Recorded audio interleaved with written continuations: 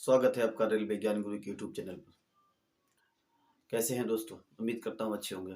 पिछली क्लासों में हम आपको रसायन विज्ञान और जीव विज्ञान और भौतिक विज्ञान के बारे में पढ़ा चुके हैं। बहुत सारे टॉपिकों को हम कंप्लीट कर चुके हैं। जो आपको देखना हो हमारे डिस्क्रिप्शन पे आप जाए, वहाँ पर आपको लिंक मिल जाएगी। और पिछली क्लास में हमने आपको भाग नंबर 1 में पिछले वर्षों के आंकिक प्रश्न जो 2012 से 2018 तक के जो भी प्रश्न आए हुए थे गणित जैसे न्यूमेरिकल आए हुए थे वो हमने इसमें नोट कर रखे हैं और आने वाले समय में आपको नोट करके करवाए जाएंगे। जो रेलवे ग्रुप डी में आए हुए थे 300 क्वेश्चनों का टारगेट बनाया गया है पिछले 8 सालों में जो भी प्रश्न आए हुए हैं।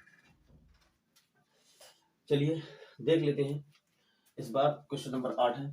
1 से 7 नंबर क्वेश्चन हम भाग नंबर 1 में करवा चुके हैं। अब यहाँ नंबर 8 से शुरू करते हैं और चलिए क्वेश्चन नंबर 8 है। उस बल की गणना कीजिए जो ब्रह्मावस्था में रखी है और 2.0 किलोग्राम द्रव्यमान की गेंद में 0.4 सेकंड में 8 मीटर प्रति सेकंड का वेग उत्पन्न हो। हमें इसमें सबसे पहले एक चीज देखनी होती है कि सवाल में पूछा क्या गया है और हमें निकालना कैसे है। सवाल में पहले ही कह दिया गया उस बल की गणना कीजिए। हम बल क्या है, बल के बारे में हम पूरा विस्तार से पढ़ा चुके हैं। ऊपर आप आई डॉट पर क्लिक करके वहां पर आपको लिंक मिल जाएगी, आप देख सकते हैं। अब बल के बारे में तो बल ज्ञात करना है तो हमें सबसे पहले एफ ज्ञात करना है। ठीक, फिर आगे देखते हैं क्या लिखा है। जो ब्रह्मावस्था में, जब कोई भी चीज ब्रह्मावस्था में होती है, न्यूटन का प्रथम नियम है जब कोई ब्रह्मावस्था में है तो ब्रह्मावस्था में ही रहना चाहती है। तो जो ब्रह्मावस्था होता है वो होता है प्रारंभिक वेग। क्या होता है? प्रारंभिक वेग। तो प्रारंभिक वेग को लिखते हैं यू से। ये आपको याद रखना है कि प्रारंभिक वेग ब्रह्मावस्था का मतलब है यू दिया गया है। यू बराबर कितना दिया गया है? 0। क्यों? कि ब्रह्मावस्था में दिया गया। नेक्स्ट 2 किलोग्राम वेग, सॉरी द्रव्यमान का मतलब होता है मास m, 2 kg की गेंद में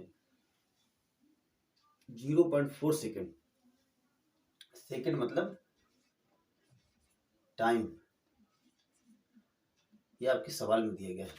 और 8 मीटर का वेग मतलब अंतिम वेग। कैसा वेग? अंतिम वेग 8 मीटर प्रति सेकंड।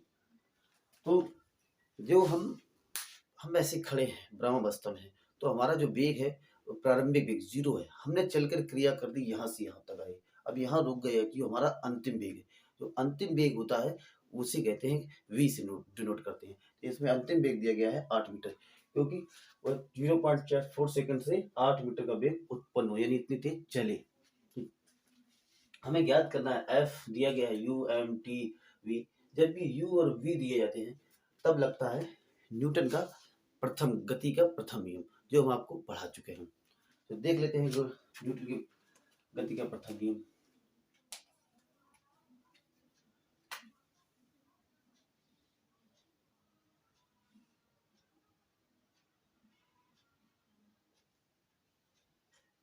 v बराबर u प्लस at, ये न्यूटन के गति का प्रथम नियम है। तो इससे हमें सबसे पहले निकालना पड़ेगी ए निकालना पड़ेगा, क्योंकि हम जानते हैं कि F बराबर एम ए होता है। क्या होता है? क्या होता है? F बराबर एम गुणा ए। ए होता है त्वरण और एम होता है द्रव्यमान, यानी कि बल का सूत्र होता है बल फोर्स, यानी F बराबर एम मतलब द्रव्यमान गुणे ए मतलब त्वरण, यानी द्रव्यमान गुणे त्वरण। और त्वरण क्या होता है बता चुके हैं, वेग परिवर्तन की दर को त्वरण कहते हैं, ऐसा हम पढ़ा चुके हैं। चलिए, और बल का मात्रक न्यूटन होता है। तो सबसे पहले हमें इसकी एम तो दे दी क्या है, हमें ए चाहिए। ए निकालने के लिए हम इस सूत्र का प्रयोग करेंगे। v का मान कितना है? 8 इक्वल टू यू का मान कितना है? 0 प्लस at, ए का मान तो निकालना ही है और t का मान 0.4 सेकेंड। ठीक, तो सबसे पहले हम निकालेंगे ए का मान। ए मतलब त्वरण। तो 0 का मतलब कुछ नहीं है, ये इसके मल्टीप्लाई इसकी तरफ भाग में हो जाएगा, तो यहाँ आ जाएगा सीधा a is equal to 8y 4.4 0.4 और पॉइंट को हटाएंगे तो यहाँ 0 आ जाएगा, इससे ये हट जाएगा। 4 to 8 is equal to 20 metre प्रति सेकंड स्क्वायर। ये होता है त्वरण। त्वरण का मात्रक होता है मीटर प्रति सेकंड स्क्वायर। अब हमें ए पता चल गया है कि ए है 20 मीटर पर सेकंड और द्रव्यमान दिया गया है m 2 किलोग्राम। तो अब हम लगाते हैं, यानी F बराबर m का मान है 2 और a का मान है 20, तो 20 दूनी 40 न्यूटन, यानी बल का मात्रक न्यूटन होता है। इसमें ऑप्शन नंबर 20, 40, 80 और 64, जिसमें option number B is right answer. अब हम दूसरा क्वेश्चन देखेंगे। क्वेश्चन नंबर 9 में लिखा है 0.5 kg द्रव्यमान वाले पिंड पर, इस पर पिंड पर 5 न्यूटन का बल लगाने में त्वरण ज्ञात कीजिए। अभी बताया कि त्वरण क्या होता है। त्वरण वेग परिवर्तन की दर को त्वरण कहते हैं, या बल पूछा गया है, इस बार बल नहीं, बल दिया गया है, त्वरण पूछा गया है, तो वही फार्मूला लगा देंगे, F बराबर m इंटू ए से निकल आएगा। F बराबर m इंटू ए। अब इसमें दिया क्या क्या गया है इसको भी देख लेते हैं। 0.5 kg m का मान कितना दिया गया, 0.5 kg। यहाँ न्यूटन बल कितना दिया गया है, 5 न्यूटन। ठीक है, तो इसको देख लेते हैं। त्वरण निकालना है हमको। त्वरण निकालने के लिए ये चीज गुणांक होती है, इस भाग में चली जाएगी, तो यहाँ से निकलेगा फार्मूला कि ए बराबर F बटे m। F का मान कितना है 5 और इसका मान कितना है 0.5। पॉइंट को हटाएंगे, यहाँ 0 बढ़ाएंगे तो 5 इज इक्वल टू 5 10 और ए का मान मीटर प्रति सेकंड स्क्वायर। अब ऑप्शन नंबर आपका B is right answer, metre प्रति second square is right answer. Question number 9 का भी बी ऑप्शन और 8 का भी B option is right answer. अब हम क्वेश्चन नंबर 10 देखेंगे। क्वेश्चन नंबर 10 में कहा गया है कि बल और संवेग परिवर्तन डेल्टा पी में क्या संबंध है। ऐसे संबंध जो एक दूसरे से सूत्र के संबंध में कई बार पूछे जाते हैं। इस संबंध को कई बार रिपीटेड क्वेश्चन रेलवे ग्रुप में आपके रिपीटेड क्वेश्चन पूछे जाते हैं, तो ये क्वेश्चन कई बार रिपीट हो चुका है। मोस्ट इम्पोर्टेंट है, मोस्ट इम्पोर्टेंट। तो देख लेते हैं बल F और संवेग परिवर्तन डेल्टा पी में क्या संबंध है। तो F बराबर डेल्टा पी गुणे डेल्टा टी, F गुणे delta P is equal to delta T, F गुणे डेल्टा पी बटे delta T is equal to 0 और F बराबर delta P by delta T. तो डी आपका राइट आंसर, क्योंकि F बराबर बल बराबर डेल्टा पी यानी संवेग परिवर्तन बटे टाइम होता है। यानी बल F और डेल्टा टी में संबंध क्या होता है, F बराबर डेल्टा पी बटे डेल्टा टी। इसको आप याद रखेंगे। अब क्वेश्चन नंबर हम आपको 11 कराने वाले हैं। इससे पहले वीडियो अगर अच्छा लग रहा हो तो लाइक कर देना, शेयर करना और सब्सक्राइब करना। 10 किलोग्राम, क्वेश्चन नंबर 11 है 10 किलोग्राम के दो पिंड एक दूसरे से 100 सेंटीमीटर दूर रखे हैं, तो दोनों के बीच आकर्षण बल ज्ञात कीजिए, जहां जी का मान 6.67 गुणे 10⁻11 न्यूटन मीटर स्क्वायर प्रति किलोग्राम स्क्वायर। कई बार आपसे पूछा गया है कि गुरुत्वाकर्षण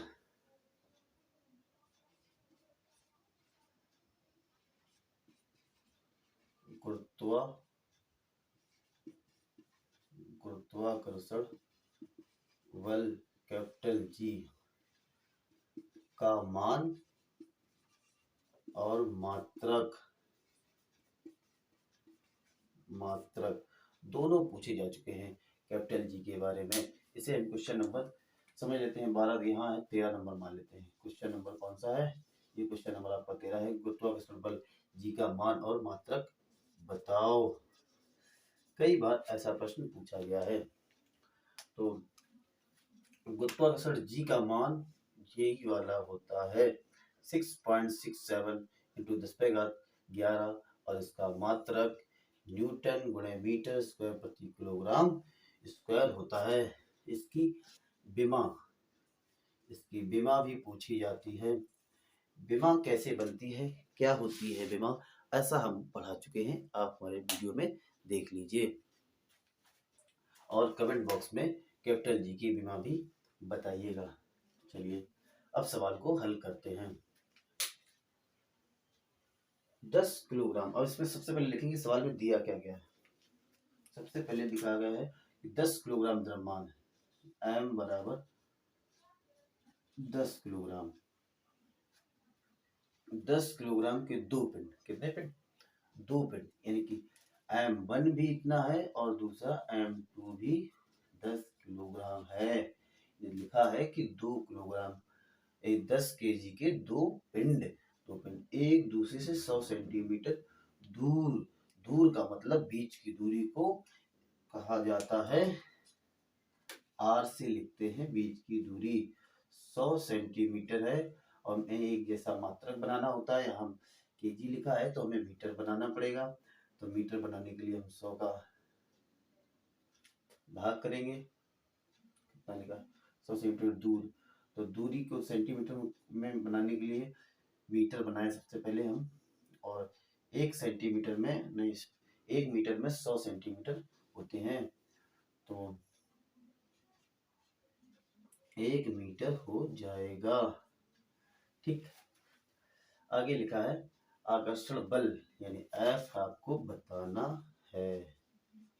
ठीक, और गुरुत्वाकर्षण, इसे गुरुत्वाकर्षण बल या गुरुत्वाकर्षण नियतांक भी कहते हैं। क्या कहते हैं, गुरुत्वाकर्षण बल या नियतांक भी कहते हैं। गुरुत्वाकर्षण बल या गुरुत्वाकर्षण नियतांक। अब देखते हैं, तो बल F बराबर, इनमें एक संबंध होता है, हमने पढ़ा चुके हैं, F बराबर G m1 गुणे m2 बटे r स्क्वायर। तो कुछ नहीं, इसमें फटाफट मान रख दें। तो G का मान है 6.67 गुणे 10⁻11। ठीक, और गुणे m का मान है 10 गुणे 10, दो मान थे, दोनों के मान 10 है, बटे r स्क्वायर, r का मान है 1 का स्क्वायर। अब इसको हल करते हैं। 10 कितना, 1 का तो कोई मतलब नहीं, तो यहाँ आ जाएगा 6.67 गुणे 10⁻11 और गुणे 100 को लिख सकते हैं, एक घात की मान ले, घात की मान ले तो 10⁻2 और गुणा में घातें जोड़ी जाती हैं। तो 6.67 गुणे, जब इसमें जोड़ेंगे तो ये घट जाएंगी तो -9 आ जाएगा। ये आपका न्यूटन रहेगा। इसका विशेष देखना है, यहाँ पर मात्रक तो यहाँ न्यूटन दे दिए ऑप्शन में, अगर न्यूटन ना होता तो यहाँ भी गड़बड़ कर देते हैं पेपर वाले, आपको ध्यान रखना है। तो ये वाला ऑप्शन किसमें निहित है, 6.67 into 10 power, option number A is right answer. चलिए अब देखते हैं क्वेश्चन नंबर 12। गुरुत्वाकर्षण त्वरण जी का मान बताओ। ऐसे क्वेश्चन मोस्ट इंपोर्टेंट है, कई बार पूछेंगे। ये भी क्वेश्चन मोस्ट इंपोर्टेंट, ये भी क्वेश्चन मोस्ट इंपोर्टेंट, और ये बताया गुरुत्वाकर्षण, ये भी मोस्ट इंपोर्टेंट क्वेश्चन है। लिखा है पृथ्वी त्वरण जी का मान बताओ। सीधा सीधा ऑप्शन दे दिया गया है 98 मीटर पर सेकंड स्क्वायर। 9.8 गुणे 10⁻2 मीटर पर सेकंड स्क्वायर, यानी 9.8 मीटर पर सेकंड स्क्वायर, और इनमें से कोई नहीं। तो इसका सही आंसर होता है 9.8 मीटर पर सेकंड स्क्वायर। तो आपको ध्यान रखना है, पृथ्वी त्वरण अलग है और गुरुत्वाकर्षण बल या गुरुत्वाकर्षण नियतांक ये कैपिटल जी अलग है और स्मॉल जी अलग है। स्मॉल जी का मान 9.8 मीटर पर सेकंड होता है और गुरुत्वाकर्षण बल का मान 6.67 इंटू 10 की पावर -11 न्यूटन मीटर स्क्वायर प्रति किलोग्राम स्क्वायर होता है। अब हम क्वेश्चन नंबर 13 देखते हैं। तक आप इसकी स्क्रीनशॉट ले लें। क्वेश्चन नंबर 14 देखें। यदि दो पिंडों के बीच दूरी 2 गुनी कर दी जाए तो उनके बीच लगने वाला आकर्षण बल पर क्या प्रभाव पड़ेगा? क्या प्रभाव पड़ेगा? क्या प्रभाव पड़ेगा? ऐसे प्रश्न कई बार पूछे गए हैं। 2 गुना हो जाएगा, आधा रह जाएगा, 1/4 हो जाएगा, या कोई परिवर्तन नहीं होगा। यदि दो पिंडों के बीच लगने वाले बीच की दूरी कर दी जाए तो उनके बीच आकर्षण बल क्या प्रभाव पड़ेगा? इसका जवाब आप कमेंट बॉक्स में बताएं कि 2 गुना होगा या आधा रह जाएगा या 1/4 हो जाएगा, कोई परिवर्तन नहीं होगा। दूसरा, 1 ग्राम द्रव्यमान को ऊर्जा देने पर कितनी ऊर्जा प्राप्त होती है? 1 ग्राम द्रव्यमान को ऊर्जा देने पर कितनी ऊर्जा प्राप्त होती है? ये आपने पढ़ा होगा। प्रकाश की चाल की कितनी होती है? कई बार पूछी गई है प्रकाश की चाल, सभी को पता होगी प्रकाश की चाल। तो प्रकाश की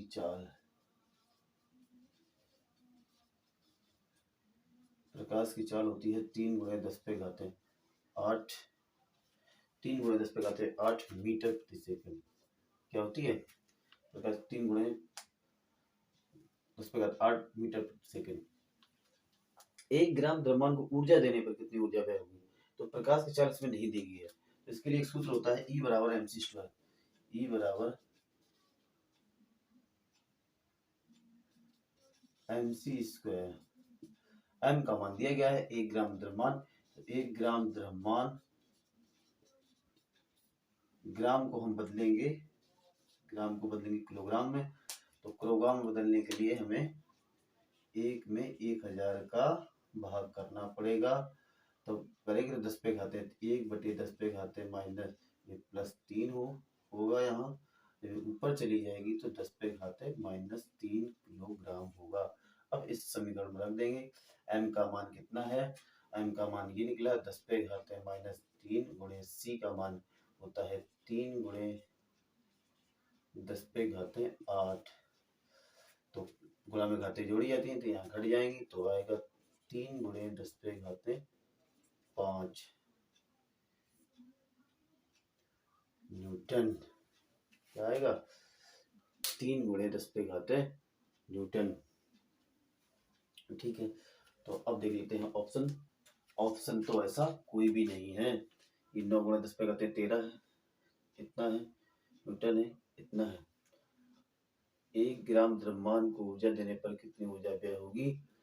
तो निकालेंगे, तो यहाँ ऑप्शन लिखा नहीं है, यहाँ ऑप्शन आप लिख लीजिएगा कि 3 × 10⁵ न्यूटन की ऊर्जा निकलेगी। ठीक है। अब क्वेश्चन नंबर 16। दो वस्तुओं के बीच गुरुत्वाकर्षण बल निम्न किस पर निर्भर नहीं करता? उनकी बीच की दूरी पर, उनके द्रव्यमानों के गुणनफल, गुरुत्वाकर्षण नियतांक पर, या उनके द्रव्यमानों के योग पर? इसको भी बताएं आप। अभी हमने पहला 14 नंबर क्वेश्चन का जवाब आपसे कमेंट बॉक्स में मांगा है, अब हमने इसका भी जवाब मांगा है। दोनों के आप जवाब बताएं।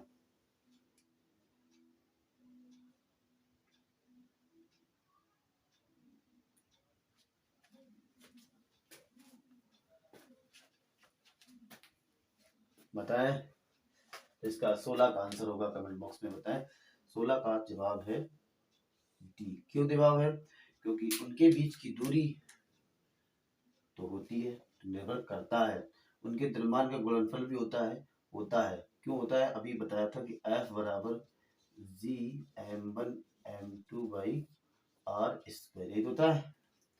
बीच की दूरी r², द्रव्यमान का गुणनफल m है, गुरुत्वाकर्षण है, लेकिन यहाँ लिखा है उनके द्रव्यमानों का योग नहीं होता। बस यही आपका सही आंसर होगा।